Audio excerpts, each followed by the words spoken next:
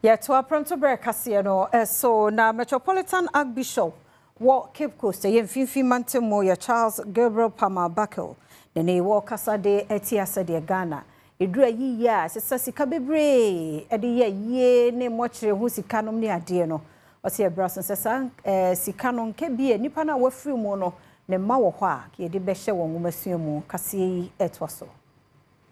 Charles Gabriel Palmer Buckle, a Metropolitan Archbishop of Cape Coast, won finfin mantemu, Chirese, Sedie, or my penny for Kawano to Mona, any pebinum essay, secretary die, ewa a yo hono, a yana and wapa, and cancani and nay, who will be a woo, now walk up Frudaka, Eddie see no near Quan, what was our first year on Frudaka, and the mochra or Dinipano Esha, a yate, one anonymous ogo more fete. The train was in Gregory Hospital, Brana Womo Power Maternity Block at Hontoma, and Archbishop Charles Palmer Buckle, editor Nanon Penny, phoning some truth when him, so one casa and CSC Cadodua, in the Pebinum Eddie ye a woman emo. Only I hear them of Raman 1 to 1 coast to Wundu baby.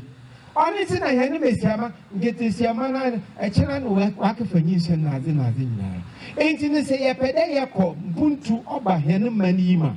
Or what that sabby. Damn Funsien ye shadow. Nay, the NSC form there. If you were baby, I mean him there when she sees ya up on the wood. There won't be baby. One was yes, it was sinkum no I did. Now what's now? 1 week in Nipa Waban, one also, pay our ship, we wait on onion. Now, what I was saying in Pana, Baya, now she, and then no way see it, no way we. And what you were to us to say? I am worried about it. Look at Pope Francis, the man in charge of 1.4 billion Catholics. He dies on Monday, 21st of April. He is buried on Saturday, 26th of April. Look at his coffin. Look at the funeral. Look at the straightforward simplicity of it.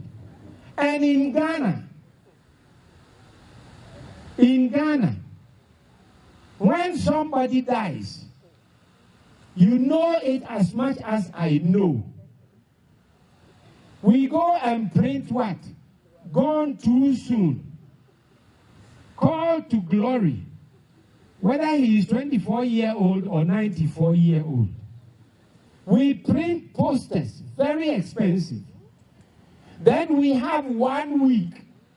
Very often it is 3 weeks or 4 weeks.